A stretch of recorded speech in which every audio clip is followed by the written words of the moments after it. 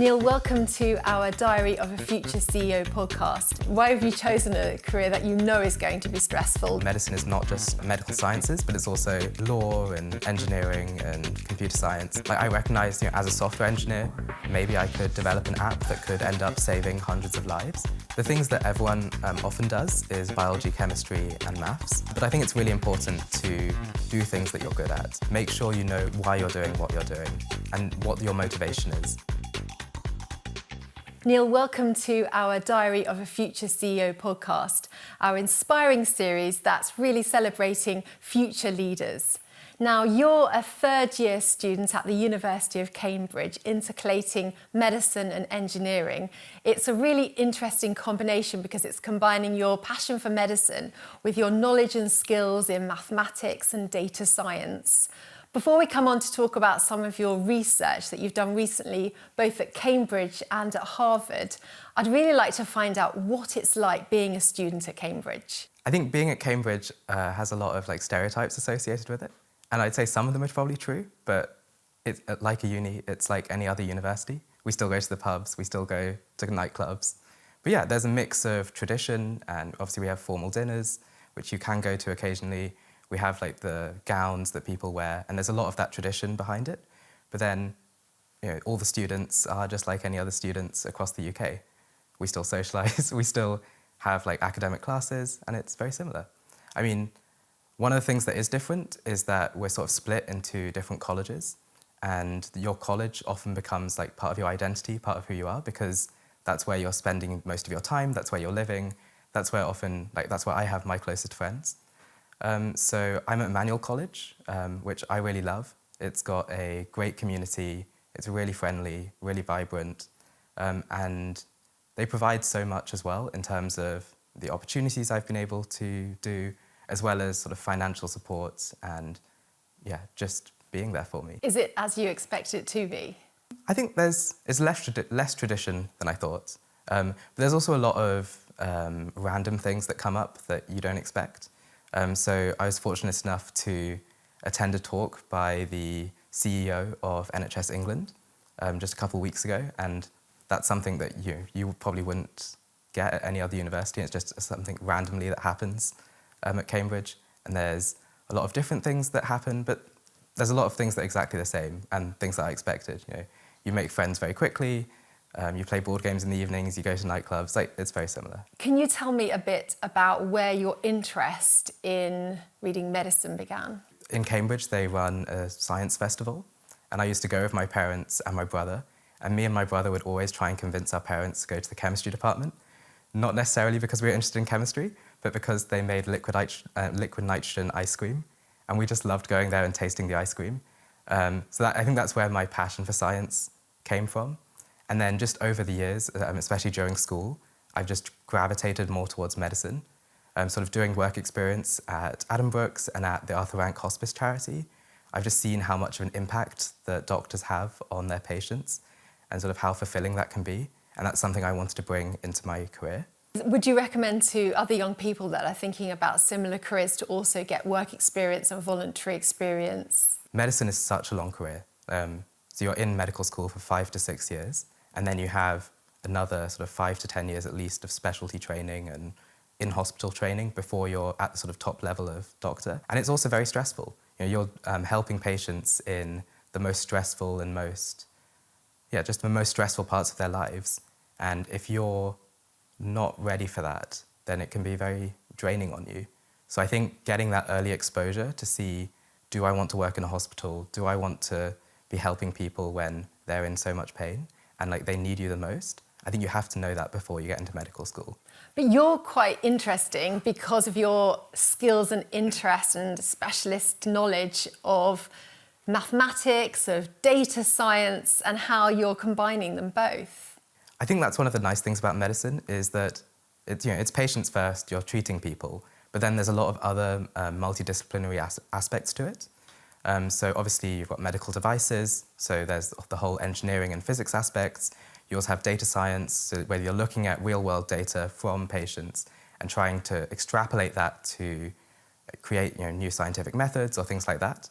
And And also the social aspect in terms of psychology, behavioral science. There's just there's so many different aspects to medicine.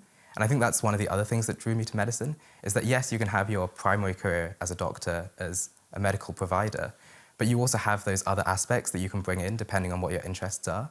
And one of the reasons I chose to apply to Cambridge is because in the third year you're allowed to change subject essentially and intercalate into another subject, into another domain. You talked a little bit about other things that you're able to do, and last summer you went to Harvard and took part in a research project there. Tell me more about that. I was working in the Department of Biomedical Informatics, which is in Harvard Medical School. And the lab in particular looks at how can we use artificial intelligence to reduce racial inequalities in healthcare. So they do a few different projects. One of which is sort of looking at skin cancers, and there's a lot of AI tools that can sort of try and diagnose skin cancers from pictures, so you sort of don't need a dermatologist to do it. But what they found is that often these models are trained on data sets that are predominantly white population, and so they don't work as well on Indian people, on Asian people, on African Americans. So what they're looking at is how can we sort of produce different images and then use those images from different populations to make these models even better. And then they also do similar things in lung function testing and then in kidney function testing, which is what I was primarily involved in. There's a few different ways you can measure kidney function. So what's typically done is that you take a blood test and then you measure these different chemicals in the blood. So this can be things like creatinine levels and cystatin C levels. And there are a lot of different formulas that you sort of use these data points and then you extract. Because the serum creatinine is this, and all these other factors are this, the age is this, the sex is this, the race is this, therefore the kidney function is a final value. And then you can use that number to provide care. But one of the problems with this equation, in the past at least, is that it used race as part of this. And this was due to sort of stereotypes that just aren't true in reality. And so this lab, in conjunction with a lot of other labs, was looking at how can we remove race from this equation and actually get much better care, especially in non-white populations. And so that's what we were doing. So we were looking at, can we, instead of using this equation, which essentially uses age, sex, race, and serum creatinine concentration, can we get rid of the race factor? And can we instead use sodium, potassium, cystatin C, and all of these other biomarkers and things in the blood to get a much better race-free estimation of kidney function? Do you think that the research that you've done will improve healthcare for lots of different populations now? We're still working on it, but for sure, I hope that in the future we're going to get much better at this. Now, you were telling me that this additional research that you're doing isn't even part of your Cambridge degree. It's actually something you've chosen to do beyond the realms of your curriculum. So I was fortunate enough to get a fellowship to go to Harvard over the summer, and that meant I was part of a program there. So I joined sort of 200, 300 Harvard students, as well as a few students from Cambridge. And we lived with them, we had socials with them, which was an amazing experience. And then we also did research. So we were essentially full-time researchers for 2 months in the Harvard labs. I really love that. You didn't just think, right, I've got a summer to actually rest now after a very intense Cambridge degree. You actually thought, right, what can I do? What can I do to make a difference and expand my knowledge of research? I like having something to do over the summer, so I always end up doing something. You've been involved in quite a few sort of leadership roles with your college. Tell me more about that. I'm the president of the Emmanuel Medical and Veterinary Society, which is the medical and veterinary society in my college. And as part of that role, I sort of lead the sort of extracurricular medical activities that happen. So that includes an annual dinner that we do, as well as welfare and social events. But also this year we've tried to launch a new lecture series, which looks at the interface between medicine and a lot of different disciplines. So the aim is to sort of inspire medical students to see how far-ranging their career can be and how else they can get involved. So we did one talk with the chief medical officer of a surgical robots company, which was really interesting to just see the overlap between medicine and engineering. So we also did one in AI and how AI can be used to see brain tumours and sort of distinguish brain tumours from healthy tissue. And that was in collaboration with Microsoft and the University of Cambridge. And then we also did one in the pharmaceutical industry, specifically with the Deputy General Counsel of the Competitions and Markets Authority, and that was looking at how the government is involved in regulating pharmaceutical pricing and sort of protecting patients from predatory pricing. How will this role help you in your career as you move forward? I mean, I've just really enjoyed it. I think it's definitely helped me meet a lot of medics and people from my college and other colleges that I might not have met otherwise. And I've just also enjoyed the sort of leadership responsibility and learning, making mistakes, but learning how to manage a team and work together towards a common goal. You talked earlier about AI and its role, and you were involved in a research project that used AI to create avatars to help train doctors. How did that go? In the last couple of years, there's been a huge explosion in generative AI and artificial intelligence. And so we're looking at how can we use this to sort of help medicine. And one of the things that's become so big at the moment is these non-coding platforms that allow people without any coding background to generate virtual avatars. And that's often used in the gaming industry, but we thought, how can we use this in medicine? And so we did a pilot study in anesthesia, and whether we can make these virtual patients that will ask, and anaesthetists will ask doctors questions, and then the doctor has to answer them. So this is really good, or our hope is this is really good for doctors when they're training. Can they answer patient questions? Do they fully understand the consenting procedure for surgery? And so we generated these patients, and the really cool thing is that you don't need any coding expertise. So the broad idea is, can we create a platform or a system that doctors can use to make patient avatars for their own clinicians, for the people who work, are training with them, specific for that patient population. So say you're a cardiologist and you know these are the questions or these are the patients that's really hard for cardiology trainees to sort of understand. I can make a virtual avatar that will help the trainees. And so that's what we did. So Neil, in what way will your degree change when you go into year 4? The way the medical degree at Cambridge is structured is it's 3 years of preclinical training and then 3 years of clinical training. So I'm just finishing year 3. So that means I've done 2 years of basic medical sciences and sort of the mechanisms behind disease and biology, chemistry. And then I've done a year now of engineering. And then from 4th year onwards, I'll essentially be in the hospital for most of the time. So that's a mix of on-placement training, so we're in the wards, seeing real patients, learning from doctors about different conditions. The other thing that changes is that we're not always in Cambridge. So about 50% of our time will be spent in different regional hospitals across Cambridgeshire and sort of East Anglia, which I think is really useful because obviously as a doctor, I'm not going to be working in Cambridge Hospital my life. So it's really good to sort of see how different hospitals operate and just learn from other people. What are you most looking forward to about that then? The first 3 years are very much science heavy. And we see a few patients and we learn diseases, but not as much. But I think just being able to see the patients and just remember that that's why I'm in medicine, that's what I came here to do. And just having that impact and seeing how all the science I've learned sort of comes into play in a real life setting. How do you cope with the stress of such an intense course? Yeah, so I think it's really important to have other interests and other things you're doing outside of your course. And because medicine is so stressful, life as a medic is stressful, being in university can also be stressful. So just having those other aspects to your life is really important. So for me personally, I really love music. So I play clarinet and I'm also a choral scholar at Emmanuel College, which means I sing twice a week in their services in the choir. And I also play badminton. And I think just having that sort of de-stressing aspects is really important and really, really nice to have. And it also helps you just meet other people. You know that medicine is stressful, so why have you chosen a career that you know is going to be stressful, demanding, emotionally draining? Yeah, I mean, I think that stems from my work experience. I genuinely enjoyed being in a hospital, the sort of running around from the ward, and then just the fact that you're not in an office all the time.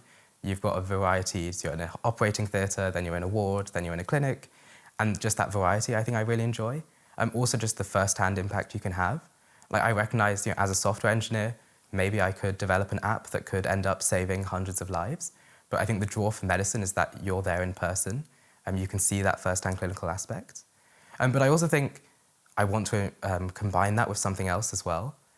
So as a software engineer, for example, like say I develop an app, but being able to apply that to my own patients and see this is what they actually need and just having that connection with patients. Otherwise, I think I don't think I'd want to do a career where there's more of a disconnect between the impact I'm having and what I'm doing. Has there been someone in your life that you've looked up to as a role model? So my parents, absolutely. But also there's a doctor who works at my college and is our professor, and he's one of the kindest and just most generous people I've ever met.